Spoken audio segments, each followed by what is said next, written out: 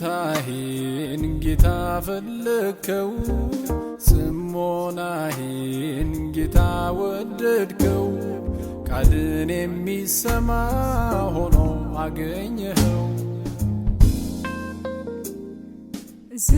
ዝምታዬን ጌታ ጾም ማለት መተው መከልከል ማለት ነው። ጾም በእግዚአብሔር የተቀደሰ ተግባር ስለሆነ ወደ ቅድስና ጎዳና የሚመራም መንፈሳዊ ልምምድ ነው። ካቶሊካዊት ቤተክርስቲያንም በአስተምህሮዋ ጾመን ከአምላካችን ጋር ህብረት እንዲኖረን መንፈሳዊ ኃይል እንድናገኝ ታስተምረናለች። በጾም ወራት ከሚባሉ ነገሮች መከልከል ብቻ ሳይሆን ዓይን ክፉ ከማየት፣ አንደበት ክፉ ከመናገር፣ ጆሮ ክፉ ከመስማት መቆጠብ እንደሚገባው በቅዱሳት መጻሕፍት ተጽፏል። በቤተ ክርስቲያናችን ካሉ የጾም ወቅቶችም አንዱና ዋነኛው ታላቁ የአብይ ጾም ለመንፈሳዊ ንጽህና የተሰጠ ትልቅ መንፈሳዊ ጊዜ እንደሆነ ይታሰባል። አብይ ጾም ጌታችን ከተጠመቀ በኋላ 40 ቀን የጾመበት ሲሆን እኛም እንድንጾማቸው በቤተ ክርስቲያናችን ከታዘዝናቸው አጽዋማት አንዱ ነው። በመሆኑም ምእመናን ጌታችን ያደረገውን ምሳሌ ተከትለን ጾሙን በየዓመቱ እንጾማለን። አብይ ጾም የጌታችን የመድኃኒታችን የኢየሱስ ክርስቶስን ሕማማት ሞትና ትንሣኤውን በጥልቅ ማሰብና በመንፈሳዊ ተጋድሎ ራሳችንን ለማዘጋጀት የተሰጠን የጸጋ ጊዜ ነው። በፈተና በተሞላው ዘመናችን ክርስትናችንን በጸሎት በጾምና በምጽዋት ለማጠናከር የምንተጋበት ቅዱስ ወቅት ነው። የካቶሊክ ቤተ ክርስቲያን ትምህርተ ክርስቶስ ቁጥር 2608 በዚህ በአብይ ጾም ወቅት የምናቀርበው ጸሎት ከኢየሱስ ክርስቶስ ጋር የበለጠ የሚያቀራርበን ወደ እግዚአብሔር አብ የሚወስደንና በመንፈስ ቅዱስ ኃይል በእምነትና በተግባር የተሞላ ሊሆን እንደሚገባ ይናገራል።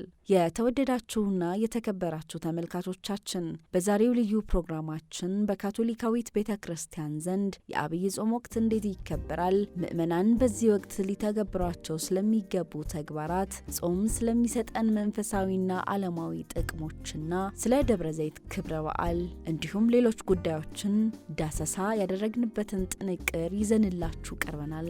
አብራችሁን ቆዩ። ዝምታዬን ጌታ ፈለከው ጽሞናዬን ጌታ ወደድከው ቃልን የሚሰማ ሆኖ አገኘኸው ዝምታዬን ጌታ የአብይ ጾም የመጀመሪያ እሁድ ርዕሰ ሊቃነ ጳጳሳት ሌዮ 14ኛ ባደረጉት የቅዱስ ወንጌል አስተንትኖ በማቴዎስ ወንጌል ምዕራፍ 4 ከቁጥር 1 እስከ 11 በመንፈስ መሪነት ወደ በረሃ ስለገባና በዲያብሎስ ስለተፈተነ ኢየሱስ ክርስቶስ እንደሚነግረን በማንሳት ለ40 ቀናት ከጾመ በኋላ በአካል በረሃብና በስነ ምግባር በዲያብሎስ ፈተናዎች የሰው ልጅ ድክመት ክብደት ይሰማዋል። በዚህ ሁላችንም በጉዟችን ላይ የሚያጋጥመን ተመሳሳይ ትግል ያጋጥመናል። ክፉን በመቃወም እኛም የዲያብሎስን ማታለልና ወጥመዶች እንዴት ማሸነፍ እንደምንችል አስተንትነዋል። የአብይ ጾም ወቅት ምእመናን ጌታ እንዲያነጻቸው ከእግዚአብሔር ጋር በተሻለ ሁኔታ እንዲተባበሩና በዚህም ምክንያት በሕይወታቸው ድንቅ ሥራዎች እንዲሰሩ ዕድል እንደሚሰጣቸው ተናግረዋል። በዚህ የሕይወት ቃል ሥርዓተ አምልኮ ጾምን እንደ ብርሃን መንገድ እንድንመለከት ይጋብዘናል። በጸሎት በጾምና በምጽዋት በሕይወታችን ውስጥ ከጌታ ጋር ያለንን ትብብር እንደ ድንቅ ሥራ ማደስ እንችላለን። ይህም እድፍን እንዲያጸዳና የኃጢአትን ቁስሎች እንዲፈውስ መፍቀድን ያካትታል። ይህም ሕይወታችን የፍቅርን ሙላት እስኪያገኝ ድረስ በውበት እንዲያብብ መፍቀድን ያካትታል። በዚህ የጸጋ ጊዜ ከጸሎትና ከምሕረት ሥራዎች ጎን ለጎን ንስሐን በልግስና እንለማመድ። ለተወሰነ ጊዜ ቴሌቪዥኖችን፣ ሬዲዮችንና ሞባይል ስልኮችን በማጥፋት ለዝምታ ቦታ እንፍጠር። የእግዚአብሔርን ቃል እናሰላስል። በቅዱስ ቁርባን እንቅረብ። በልባችን የሚናገረንን የመንፈስ ቅዱስን ድምፅ እናድምጥ። በቤተሰባችን በሥራ ቦታችንና በማኅበረሰባችን ውስጥ እርስ በርሳችን እንደማመጥ። ብቻቸውን ለሆኑት በተለይ ለአረጋውያን፣ ለድሆችና ለታመሙ ሰዎች ጊዜ እንስጥ። አላስፈላጊ የሆነውን ነገር በመተው ካለን ለተቸገሩ ሰዎች እናካፍል። ከዚያም ቅዱስ አጎስጢኖስ እንዳስተማረው ጸሎታችን በዚህ መንገድ በትህትናና በበጎ አድራጎት በጾምና በመስጠት ራሳችንን በመግታትና ይቅር በማለት በመልካም ስራዎች በመካፈልና ክፉን በክፉ ባለመመለስ ከክፉ በመራቅና መልካም በማድረግ ወደ ሰማይ ያደርሳልና ሰላምን ይሰጠናል። የአብይ ጾም ጉዟችንን ለድንግል ማርያም ልጆቿን በፈተና ጊዜ ሁልጊዜ የምትረዳው እናታችን አደራ እንሰጣለን። ብፁዕ ካርዲናል ብርሃነ ኢየሱስ ሊቀ ጳጳሳት ዘካቶሊካውያን የ2018 ዓ.ም የአብይ ጾምን አስመልክተው ባስተላለፉት መልእክት የጾም ወቅት ከተለመደው ዓለማዊ ውሎ ገለል በማለት የመለወጥን ጉዞ ለማጠናከር ወይም ለመጀመር ቤተ ክርስቲያናችን የምትሰጠው የጸጋ ወቅት እንደሆነ አውስተዋል። በዚህ ቅዱስ ወቅት ራስን በመግዛት በስነ ምግባር በመጠንከር ሕሊናን በማዳመጥና በመመርመር ክርስቲያናዊ መታደስን መለማመድ እንደሚገባ ጠቅሰዋል። የአብይ ጾም የኢየሱስ ክርስቶስን ሕማማት ሞትና ትንሣኤውን በጥልቅ ማሰብና በመንፈሳዊ ተጋድሎ ራስን ለማዘጋጀት የተሰጠ የጸጋ ጊዜ እንደሆነ አስረድተዋል። አብይ ጾም ማለት ጌታችን መድኃኒታችን ኢየሱስ ክርስቶስ ከተጠመቀ በኋላ 40 ቀን የጾመበት እኛም እንድንጾማቸው በቤተ ክርስቲያናችን ከታዘዝናቸው አጽዋማት አንዱ ነው። አብይ ጾም ማለት ዋና ጾም ማለት ነው። እንግዲህ ሌሎች ጾሞች አሉ ማለት ነው። ዋና ካለ ሌሎች አነሳ ያሉ አሉ ማለት ነው። በእኛ ቤተክርስቲያን አስተምህሮ ቤተክርስቲያን ያዘዘችውን ጾም ይላል። ቤተክርስቲያን የምታዛቸው ጾሞች አሉ። እነዚህም ለምሳሌ ደህንነታችን በማስታወስ አርብና ሮብ የምንጾመው ጾም አለ። የፍልሰታ ጾም አለ። እንደዚሁም የተለያየ አጋጣሚዎች ደግሞ ጾሞች አሉ፣ ይታዘዛሉ። ከነዚህ ውስጥ ግን ትልቁ ጾም አብይ ጾም ነው። ስሙም አብይ ዋና ጾም፣ ትልቁ ጾም ወይም ነው በሌላ ቃል 40 ጾም ብለን የምንለው ነው። ይህ ከሌሎች ለየት የሚያደርገው የዚህ ጾም ዓላማ ቀድሞውኑ የታወቀ ነገር ነው። ይኸውም የፋሲካን በዓል ለማክበር የምንዘጋጅበት ነው። ጾሙ በራሱ ግብ አይደለም፣ የሆነ ግብ አስቀምጧል። ይሄም የጌታችን የኢየሱስ ክርስቶስ ትንሣኤ ለማክበር ነው። ስለዚህ የጌታችን የኢየሱስ ክርስቶስ ትንሣኤን በሙሉ ልብ፣ በንጹህ ልብ፣ በመንፈሳዊነት እንዲሁም ደግሞ በእምነት በእርግጥ አሁንም በጌታችን በኢየሱስ ክርስቶስ ሞትና ትንሣኤ አምናለሁ የሚል ሰው በትንሣኤ ያለውን እምነት ለማደስ የሚዘጋጅበት ጊዜ ነው። ስለዚህ ይሄ ለየት ያለ የእምነታችንም ቁልፍ ሀሳብ ነው። ምክንያቱም የክርስትና እምነት መሰረቱ ትንሣኤ ነው። ትንሣኤ ባይኖር ኖሮ ክርስትና የሚባል እምነት አይኖርም ነበር። ምክንያቱም ጌታችን ኢየሱስ ሞቶ ቢቀር ኖሮ ከዛ በኋላ ሌሎች ጾሞችም ሌሎች ምክንያቶችም አይኖሩም ነበር። ስለዚህ ትንሣኤ ዋና መሰረታዊ የእምነታችን አንቀጽ ስለሆነ ይህንን ለማክበር የምንዘጋጅበት ወቅት ነው። ሌላው ደግሞ ጾሙ በሌላ ቃል 40 ጾም ይባላል። ቀኖቹ በተለያየ ምክንያት ከ40 የሚያልፉ ቢሆንም ብዙ ታሪካዊም መንፈሳዊ ምክንያቶች ወይም ደግሞ ትውፊታዊ ምክንያቶች ቢኖሩትም 40 ጾም ጌታችን ኢየሱስ ክርስቶስ ራሱ ቅድም ባልነው መሰረት እሱ ስራውን ለመጀመር አገልግሎቱን ለመጀመር ቀደም ሲል 40 ቀንና 40 ሌሊት የጾመውን ጾም በማስታወስ እኛም የጌታችን ኢየሱስ ክርስቶስ ሞትና ትንሣኤ ለማክበር 40 ቀን 40 ጾም 40 ሌሊት የተጾመውን 40 ጾም፣ ስለዚህ ጾም 40 ወይም 40 ጾም ብለን እንለዋለን። ይህ ጾም ለየት የሚያደርገው ይህ የእምነታችንን አንቀጽ ለማክበር የምንዘጋጅበት ዝግጅት ነው። እንግዲህ ዝግጅቱም የህይወት ለውጥ፣ ይበልጥ መንፈሳዊ ህይወትን፣ ይበልጥ ነፍሳችንን ማሰብ፣ ይበልጥ ወደ እግዚአብሔር መቅረብን የሚያመለክት ስለሆነ ይህ አብይ ጾም እንለዋለን። ጌታችንና መድኃኒታችን ኢየሱስ ክርስቶስ 40 ቀንና 40 ሌሊት የጾመውን በማስታወስ እኛም የእሱን ሞትና ትንሣኤ ለማክበር 40 ቀንና 40 ሌሊት እንጾማለን። ይህንን የምናደርገውም የእምነታችንን አንቀጽ ለማክበር የምንዘጋጅበት ዝግጅት ነው። እንግዲህ እንደ ካቶሊካዊት ቤተክርስቲያን አስተምህሮ ጾም ሲባል ሁል ጊዜ አብረው ተያይዘው የሚመጡ ነገሮች አሉ። ጾም፣ ጸሎት እና ምጽዋት ወይም ደግሞ ልግስና፣ መልካም ተግባር። ስለዚህ ጾም፣ ጸሎት፣ መልካም ተግባር፣ እነዚህ ሶስቱ ነገሮች አያይዘን እንድንሄድ ቤተክርስቲያን ታስተምረናለች። ምክንያቱም የምንጾመው ያለ ጸሎት ከሆነ ብዙ ፍሬያማ አይሆን። ቅድም እንዳልነው ወደ መንፈሳዊ ህይወት ነፍሳችንን ለማሰብ ወደ ንስሐ ለመቅረብ ወደ እግዚአብሔር ለመቅረብ ከሚያስፈልጉ ነገሮች አንዱ ጸሎት ነው። በእርግጥ በሌላ ጊዜ አንጸልይም ማለት ሳይሆን በዚህ ጊዜ የበለጠ ከሌላ ጊዜ በበለጠ የጸሎት ጊዜ እንድናሳልፍ ይህ የጸሎት ወቅት መሆኑን ታሳስበናለች። ከጸሎት ጎን ለጎን ደግሞ አሁንም እኛ ስጋችንን ጎድተን ወይም ችላ ብለን እግዚአብሔርን ማሰብ ስንል ባልንጀራህን እንደ ራስህ አድርገህ ውደድ የሚለውና እግዚአብሔርን መውደድ አብሮ የሚመጡ ነገሮች ናቸው። ስለዚህም የዚህ የጾምና የጸሎት ጊዜ እንግዲህ ዋናው መሰረቱ ወደ እግዚአብሔር ለመጠጋት ፍቅራችን ለእግዚአብሔር ለመግለጽ እንደመሆኑ መጠን እንዲሁም ደግሞ ስለ ሌሎች ፍቅር፣ ስለ ሌሎች ማሰብ፣ ያለንን ማካፈል ደግሞ አብሮ የሚመጣ ነገር ነው። ስለዚህም በዚህ ወቅት ይበልጥ ለሌሎች ያለንን ማካፈል፣ ለምሳሌ አንድ ሰው ምሳ መብላት የነበረበት ምሳ ባይበላ ያንን ምናልባት ራት ለማያገኝ ሰው ወይም ደግሞ ለተራበ መለገስ ወይም በመጽወት የዚህ ወቅት የጾማችን አካሄድ ነው። ስለዚህ እንደ ካቶሊካዊት ቤተክርስቲያን በጣም በአትኩሮት የምንጠቅሳቸው ተግባራት የጾም ወቅት ተግባር ጾም፣ አብሮ ጸሎት፣ ከጸሎት ጋር ደግሞ ልግስና። እንግዲህ እነዚህ ነገሮች ደግሞ ወዴት እንዲያመሩን ነው? ይበልጥ ወደ ንስሐ። እንግዲህ ጾም ሲባል ምግብን፣ መጠጥን፣ ሌላም ስጋዊ ፍላጎትን መጾም የሚለው ጎን ለጎን ጠቅልል አድርጎ የሚያመጣው ኃጢአትን መጾም ነው፣ ክፋትን መጾም ነው፣ መጥፎ ተግባር፣ መጥፎ ሀሳቦችን መጾም ነው። በዚህ ጊዜ ይበልጥ ትኩረት እንድናደርግ ቤተክርስቲያን የምታስተምረን ከምግብና ከመጠጡም በበለጠ ከኃጢአት ምክንያት ከክፋት መጾም፣ ይህም ደግሞ ይበልጥ ወደ እግዚአብሔር መመለስ፣ ሌሎችን ይቅርታ እያደረግን እግዚአብሔርን ምሕረት መጠየቅ፣ እንደዚህ አብረው ተያይዞ የሚመጡ ነገሮች ናቸው። እንግዲህ ጸሎት ሲባል ደግሞ አሁንም ከጸሎት ጎን ለጎን ማስታወስ ያለብን በዚህ ጊዜ ይበልጥ የእግዚአብሔርን ቃል የምንሰማበት ጊዜ እንዲሆን ታስተምራለች ቤተክርስቲያን።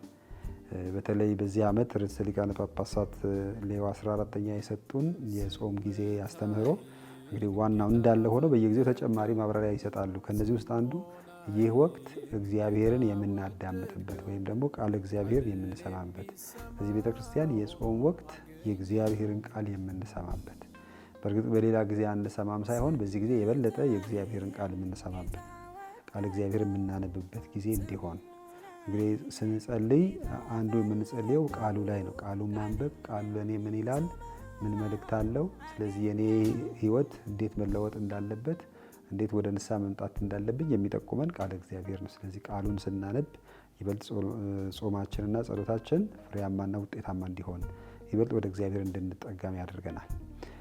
ከዚህ ለጎን ለጎን እንግዲህ ባልንጀራን መርዳት ወይም ደግሞ ሌሎችን ማሰብ ስንል ሌሎችንም ማዳመጥ፣ የሌሎችን ችግር የራሳችን አድርጎ ማሰብ። እንግዲህ ጾም አንዱ ተግባሩ ከኔነት ወጥተን ለሌሎች መትረፍ እንድንችል ነው። ስለዚህ ሌሎችን ማዳመጥ፣ ሌሎችን መስማት፣ ማጽናናት፣ በአጠቃላይ ለሌሎች ተስፋ መስጠት እንድንችል ሌሎችን ማለት። ስለዚህ እግዚአብሔርን ስናዳምጥ ወንድሞቻችን እናዳምጣለን። ምክንያቱም ጌታችን ኢየሱስ ክርስቶስ ከነዚህ ከታናናሾቹ ለአንዱ ያደረጋችሁት ለእኔ እንዳደረጋችሁት ነው፣ በተቃራኒው ደግሞ ለእነዚህ አንዱን እንኳን ያላደረጋችሁ ለእኔም እንዳላደረጋችሁት ነው ስለሚል በዚህ ወቅት ይበልጥ ለሌሎች ተስፋ ፍቅርን የምንሰጥበት ጊዜ እንደሆነ ነው። ስለዚህ ይሄ የቤተክርስቲያን አስተምሮ በዚህ መልክ ጾማችን እንድንቀጥል ታስተምረናለች ማለት ነው። ጾማችን ፍሬያማ እንዲሆን ደግሞ ከጸሎት ጋር አብሮ መሄድ አለበት። ወደ መንፈሳዊ ሕይወት፣ ወደ ንስሐና ወደ እግዚአብሔር ቃል ይበልጥ ለመቅረብ ከሚያስፈልጉ ነገሮች አንዱ ጸሎትና ልግስና ነው። እንግዲህ ጾም ሲባል በእውነቱ ከሆነ ከመንፈሳዊነት ባሻገር ለስጋችንም እንደሚጠቅም የዘርፉ ባለሙያዎች ይናገራሉ። ምክንያቱም አንድ ሰው ለአንድ ቀን ያለ ምግብ ቢያሳልፍ ያ ሰው ሰውነቱ እንዲታደስ፣ ሰውነታችን ራሱ በራሱ እንዲያድስና እንዲያነጻም ይረዳዋል ይላሉ። ስለዚህ ምናልባት አንድ ቀን ጨጓራችን ከመፍጨት ስራ ቢያርፍ እረፍት ቢያገኝ የበለጠ ራሱን የማደስ እድል ይሰጣል፣ ለጤና ይጠቅማል ይላሉ። እና እንደውም ብዙ ጊዜ ሰዎች የሚሉት በቀን 3 የመብላት የሚለው ነገር ይህን ያህል ጠቃሚ እንዳልሆነ፣ ባለመብላት የበለጠ ጤናማ እንደሚሆኑ ብዙዎች ራሳቸውን እንደ ምሳሌ አድርገው ሲናገሩም እንሰማለን። ስለዚህም ከመንፈሳዊነት አልፎ በስጋዊ ሕይወት እንግዲህ ብዙ ጊዜ ሐኪሞች የደም፣ የስኳር፣ የዚህ ኮሌስትሮል የዚህ ይላሉ እና ብዙ ጊዜ የሚያዙን ደግሞ ይሄን አትብላ፣ ይሄን አትጠጣ የሚል እንግዲህ በተቃራኒው ምን ማለታቸው ማለት ነው? ጾም ማለታቸው ነው። ስለዚህ ከዚህ ጾም፣ ስለዚህ ከነዚህ ከጾም በመንፈሳዊ ሕይወት ብቻ ሳይሆን በስጋም የተሻለ እንደሆነ ሰውነታችን የተሻለ እንዲሆን እንደሚችል የሚጠቁም ነው እና በመንፈሳዊ ሕይወትም ስንመለከተው ሰው የፈለገውን ሁሉ ማግኘት ከቻለና ስጋውን ሁሉ ማርካት ከቻለ እግዚአብሔርን ማሰብ ያቆማል። ስለዚህ ምንድነው ሆድ ባዶ ሲሆን ጭንቅላት ባዶ ይሆናል፣ ማነው ሆድ ሲሞላ ጭንቅላት ባዶ ይሆናል ይላሉ አንዳንድ ጊዜ። ስለዚህ ሆዳችን እንደፈለግን መሙላት ስንችል ከዛ በላይ ያለውን ነገር ከመብላትና ከመጠጣት በላይ ያለውን ትልቁን ቁም ነገር ልንረሳ እንደምንችልም የሚያሳስብ ነው። ስለዚህ በመንፈሳዊ ሕይወትም በዓለምም ሕይወት ጾም ለሰው ልጆች ጠቃሚ እንደሆነ ይታመንበታል። ጾማችን ከሚሰጠን መንፈሳዊ በረከት ባሻገር በስጋዊ ሕይወታችን ከጤና አንጻር ትልቅ ጠቀሜታ እንዳለውም ይታመናል። ጾም መጾም የተጠራቀመ ስብና ስኳርን ከማስወገድ ጀምሮ በሰውነታችን ውስጥ ያሉ ጎጂ ንጥረ ነገሮችን ለማስወገድም ይጠቅማል። አሁን ያለንበት ወቅት የክርስትናም ሆነ የእስልምና እምነት አማኞች የሚጾሙበት ወቅት ነው። ይህ የጾም ወቅት አማኞች በመጾማቸው ከሚያገኙት መንፈሳዊ ጠቀሜታ ባለፈ የተለያዩ ስነ ሕይወታዊ ጥቅሞችን እንደሚያገኙ በተለያዩ ጊዜያት የወጡ ጥናቶች ያስረዳሉ። ሰዎች ሲጾሙ አሊያም ለረጅም ሰዓታት ከምግብ ውጪ ሲሆኑ ሰውነታችን ያጠራቀማቸውን ስብ መጠቀም የሚጀምር ሲሆን ይህም በሰውነት ውስጥ የተጠራቀመ ስብን ለማስወገድ ይረዳል። ይህም ሰውነታችን የተስተካከለ ቅርጽ እንዲኖረው ያግዛል። አሁን ያለንበት ወቅት የክርስትናም ሆነ የእስልምና እምነት አማኞች የሚጾሙበት የአብይ ጾምና የረመዳን ወር የጾም ወቅት እንደመሆኑ መጠን የሰው ልጅ የአምልኮ ስርዓቱና እምነቱ ይለያይ እንጂ አንድ ቤተሰብ መሆኑን ያሳያል። በሀገራችን ኢትዮጵያም በብዙ መልኩ በሁሉም አማኞች ዘንድ ተባብሮ የመኖር ልምድ ዘመናትን የተሻገረ ከመሆኑም አንጻር ካቶሊካዊት ቤተ ክርስቲያን ከሌሎች ቤተ እምነቶች ጋር በመከባበርና በመደጋገፍ ላይ የተመሰረተ መልካም ግንኙነት ሊኖረን እንደሚገባ ታስተምራለች። ሁሉም ሃይማኖቶች ጾምን ያበረታታሉ፣ ጾም መንፈሳዊ እንደሆነ ይገልጻሉ። ስለዚህ ራሱ ይሄ ትልቅ ነገር ነው። አንድ የሚያደርጉን ነገሮች እንዳሉ እንመለከታለን። ስለዚህ በዚህ ጊዜ ሁላችንም ጾም ላይ ነን። ስለዚህ አንዱ ሌላውን እንዲያግዝ እንዲተጋገዝም ጥሩ አጋጣሚ ይፈጥራል። እኛ እንደ ካቶሊካዊት ቤተክርስቲያን ከሰው ልጆች ጋር ሊኖረን የሚገባ መግባባት እና አብሮነት ከሚገለጽባቸው መንገዶች አንዱ ከሁሉም ሃይማኖቶች ጋር ተግባብቶ መኖር። ስለዚህም በሃይማኖቶች መካከል ሊኖር የሚገባ አንድነት፣ አንድ የሚያደርጉን ብዙ ነገሮች አሉ፣ የሚያግባቡን ብዙ ነገሮች አሉ። ስለዚህ እኛና እነሱ ከማለትስ አብሮነትን የሚገልጹ ብዙ ነገሮች እንዳሉ ቤተክርስቲያን ታስተምራለች። እንዲያውም ከሁለተኛው ጉባኤ ቫቲካን ሰነዶች አንዱ የኛ ቤተክርስቲያን ወይም ካቶሊካዊት ቤተክርስቲያን ከሌሎች ቤተ እምነቶች ከእስልምናም ከአይሁድ እምነትም ከባህላዊ እምነት ተከታዮች ጋር ሊኖረን የሚገባ መልካም ግንኙነት፣ ከነዚህ ውስጥ አንዱ መከባበር ነው፣ መደጋገፍ ነው። አንዱ ሌላውን ከማንቋሸሽ እንግዲህ ምናልባት የኛ አጿጿም ከእስላሞቹ አጿጿም የተለያየ ነው። የግድ የኛ የነሱ እነሱ የኛ የራሳችን አለን። በራሳችን መንገድ ፈጣሪያችንን የምናስብበት ጊዜ ነው። እንግዲህ እንደውም ጥሩ አጋጣሚ ነው። በዚህ አጋጣሚ ሁላችንም አንድ ፈጣሪ እንዳለን የሚያስታውሰን ጊዜ ነው። ወደ ፈጣሪ ለመቅረብ እስላም ክርስቲያኑ በጋራ ወደ ጸሎት ወደ እግዚአብሔር የሚቀርብበት ጊዜ መሆኑ ለኛ የሚያስተላልፈው ትምህርት አለ። ያውም ሁላችንም የአንድ አባት ልጆች መሆናችንን። ቤተ እምነቶች የተለያየ ስም ሊጠቀሙ ይችላሉ። የአምላክም ስም የተለያየ ስም ሊኖረው ይችላል። ነገር ግን ይችን ዓለም የፈጠራት አንድ አምላክ ነው። የሰው ልጆች ሁሉ አንድ ቤተሰብ ናቸው። ስለዚህም ይህ አጋጣሚ ጥሩ አጋጣሚ ነው። እኛም በጸሎታችን እነሱን ማገዝ፣ እነሱን በጸሎታቸው እኛን እንዲያግዙ። በእርግጥ በኢትዮጵያ በብዙ መልኩ እስላም ክርስቲያኑ ተባብሮ የሚኖርበት ተደጋግፎ የሚኖርበት እስላሙ ለቤተ ክርስቲያን ግንባታ የሚያዋጣበት ሀገር ነው። ክርስቲያኑ ለመስጊድ ግንባታ የሚያዋጣበት ሀገር ነው እና በዚህ የምንታማ አይደለም። እንዲያው አሁን ዘመኑ እየከፋ ሲሄድ ካልሆነ በስተቀር ድሮ በዛ መልክ አብረው የኖሩ ናቸው። አንዱ የሚሰግድበት ቦታ አንዱ የሚያመቻች፣ አንዱ ሲዘግድ አንዱ ደግሞ ስራ የሚተካ አይነት ሁኔታ የምንኖር ሰዎች ነን። ስለዚህም እነዚህ ሁለቱ ጾሞች አንድ ላይ መምጣት ሁላችንም በአንድ ልብ ወደ እግዚአብሔር መቅረባችን ሌላ የሚያመጣውም መንፈሳዊ ጥቅምም አለ። ያው በእርግጥም ጾም ጸሎታችን ፍሬያማ እንዲሆን በእርግጥ መጀመሪያ እንዳልኩትም ከምግብ መጾሙ ባሻገር ከክፋት፣ ከኃጢአት፣ ከጥላቻ፣ ከበቀል እና ከተለያዩ ድክመቶቻችን የምንጾም ከሆነ በእርግጥም ይህ ቅዱስ ሰዓት ነው። ለምን ሁሉም ሰው እየጾመ ነው። ሁሉም ሰው እየጾመበት ያለ ጊዜ ነው። እንግዲህ ለነነዌ ሰዎች እንኳንስ የተለያየ እምነት ሰውም እንስሳም እንዲጾም ታዘዋል ነው የሚለው እግዚአብሔር ፊቱን እንዲመልስ። ስለዚህ እኛ ደግሞ አሁን በጋራ የምንጸልይበት ጊዜ በጣም ትልቅ የጽድቅ የበረከት ዘመን ነው ማለት ነው ይቻላል። ደብረ ዘይት ተራራ በመጽሐፍ ቅዱስ እንደተጠቀሰው ጌታችን አምላካችን መድኃኒታችን ኢየሱስ ክርስቶስ ሥራ ከሠራባቸው ቅዱሳት መካናት አንዱ ነው። ታላላቅ ምስጢር የተከናወነበት፣ ለደቀ መዛሙርቱ ትምህርት የሰጠበት፣ ስለ ምስጢረ ምጽዋቱ ያስተማረበት፣ ያረገበትና ዳግመኛ ለፍርድ የሚመጣበት በኢየሩሳሌም የሚገኝ ተራራ ነው። ጌታችን አምላካችን መድኃኒታችን ኢየሱስ ክርስቶስ ለደቀ መዛሙርቱ ትምህርት የሰጠበትን በማሰብ የደብረ ዘይት በዓል ይከበራል። በኢትዮጵያ ካቶሊካዊት ቤተ ክርስቲያን በአዲስ አበባ ሀገረ ስብከት በልደታ ማርያም ካቴድራል ቤተ ክርስቲያን የ2018 ዓ.ም የእኩለ ጾም ደብረ ዘይት ሰንበት በርካታ ቁጥር ያላቸው ምዕመናን በተገኙበት መንፈሳዊ ሱባኤ ተደርጓል። የመቁጠሪያ ጸሎት፣ የቅዱስ ቁርባን ስግደት፣ ዝማሬና ትምህርት አስተንትኖ በማድረግ እንዲሁም በምስጢረ ንስሐ በታላቅ መንፈሳዊነት ተከናውኗል።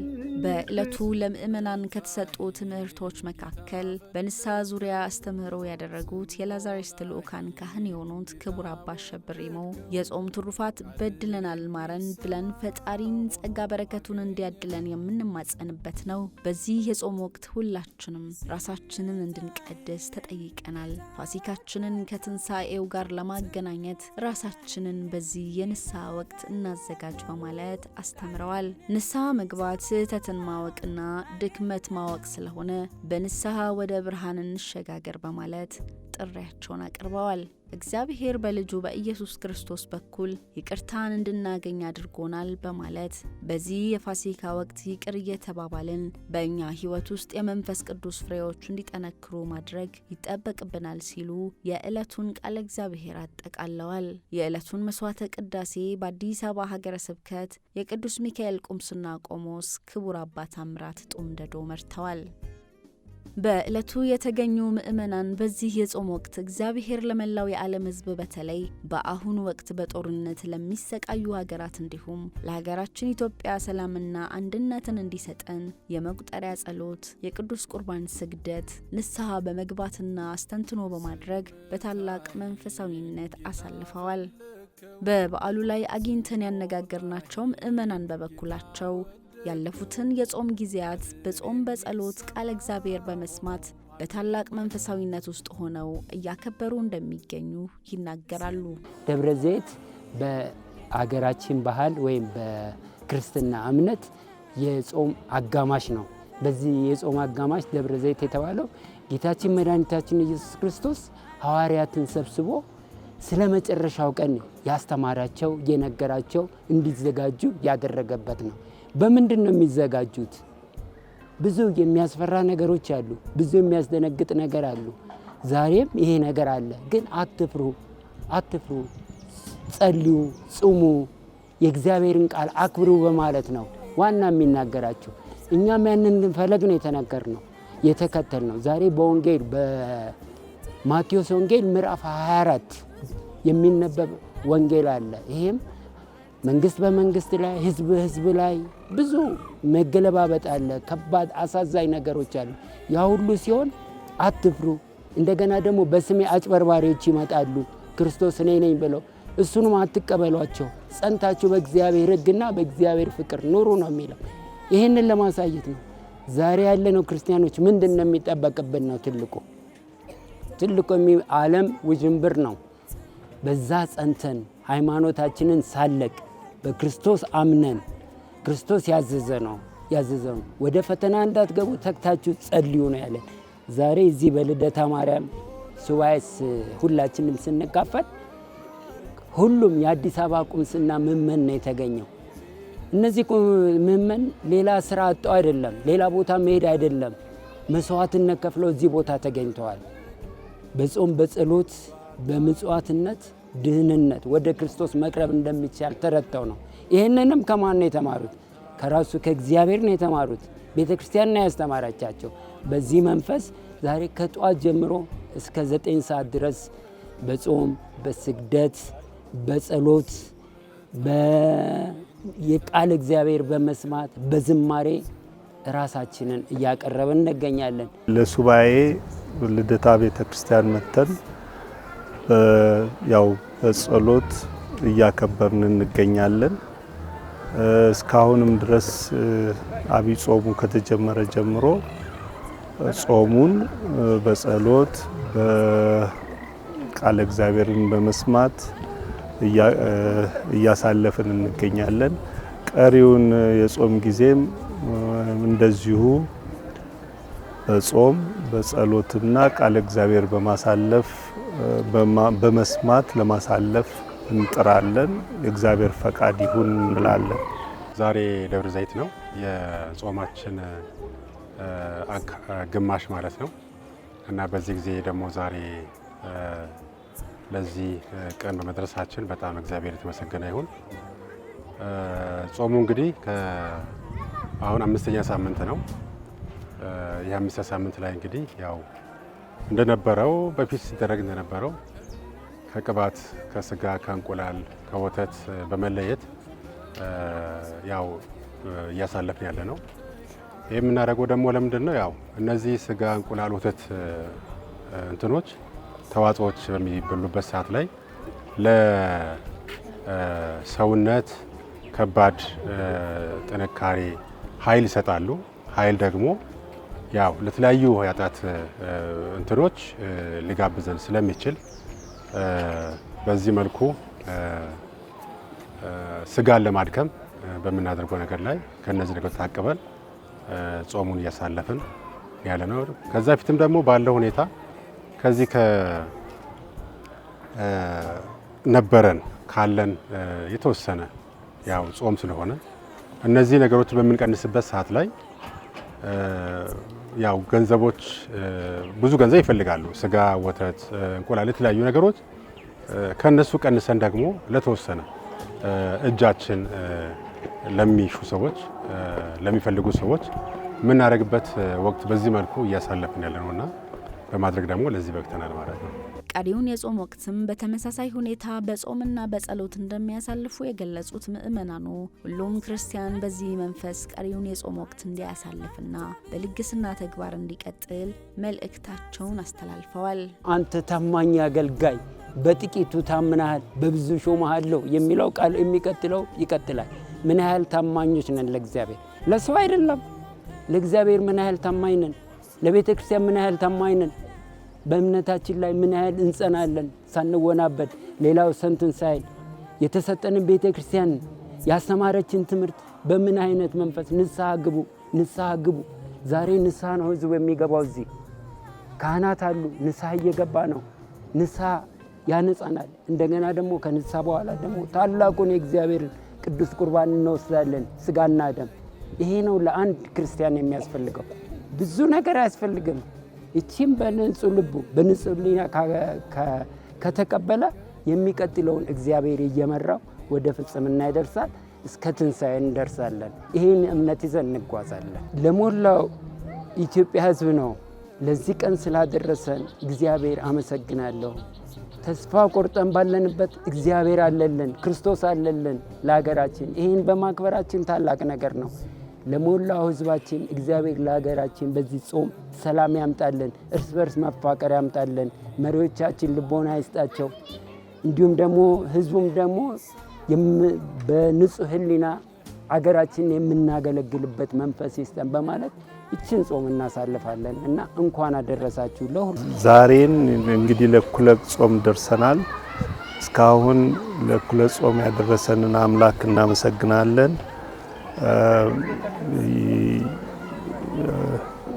ሁላችሁም ክርስቲያኖች በአብይ ጾም ላይ የምትሳተፉ ክርስቲያኖች ሁሉ እንዲሁም ለካቶሊካውያን በተለይ እንኳን አደረሳችሁ ለማለት እወዳለሁ። በእግዚአብሔር መንገድ በምንሄድበት ሰዓት ላይ ጾም ጊዜ ብቻም አይደለም እነዚህ ነገሮች የሚከናወኑትና እንደ እግዚአብሔር መንገድና ፈቃድ በሁሉም ቀን ማድረግ የሚገባን ቀን ነው የሚሆነው። ሆኖም ግን አሁን ቀሪ ጊዜያትን አሁን ንስሐ ተገብቷል። በንስሐ በኑዛዜ ኃጢአታችንን ተናዘን የምንታጠብበት ወቅት ነው። ከዛ ደግሞ ለትንሣኤ የምንደርስበትና የምንታደስበት ወቅት ስለሆነ እነዚህን ወቅቶች በጾም የበለጠ በመጸለይ ቤተክርስቲያን በመሄድ አሁንም ንስሐ ያልገቡት ካሉ ንስሐ በመግባት ነው ቀሪ ጊዜያችንን ማሳለፍ ያለብንና እግዚአብሔር ደግሞ እንዲረዳን ጉልበት እንዲሆነን ንስሐ ብቻም ሳይሆን ጸሎት በምናደርግበት ሰዓት ላይ ደግሞ እነዚህ በውስጣችን ያሉትን ነገሮች በሙሉ ከክርስቶስ ትንሣኤ እስከምንደርስ ጊዜ ድረስ ደግሞ ከክርስቶስ መንገድ ባስተማረን ባዘዘን መሰረት ትእዛዛቱን በማክበር ያው 10 ትእዛዛት አሉ። እነዚህ በማክበር ማሳለፍ ይጠበቅብናል።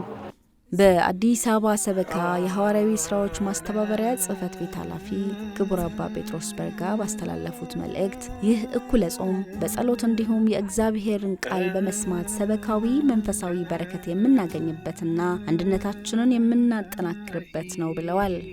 በመጨረሻም ብፁዕ ካርዲናል አቡነ ብርሃነ ኢየሱስ ለእኩለ ጾም በዓል እንኳን አደረሳችሁ በማለት በዚህ የጾም ወቅት ሁላችንም በጦርነት ውስጥ ለሚገኙ ሁሉ፣ ለታመሙ፣ ለታሰሩ፣ በተለይ በደቡብ ክልል ጋሞ ዞን ከባድ ዝናብና የመሬት መንሸራተት አደጋ ለተጎዱ መጽናናትን እንዲያገኙ በጸሎታችን እንድናስባቸውና ለትንሣኤ ብርሃን በሰላም እንዲያደርሰን መልካም ምኞታቸውን በመግለጽ አባታዊ ቡራኪያቸውን ሰጥተዋል።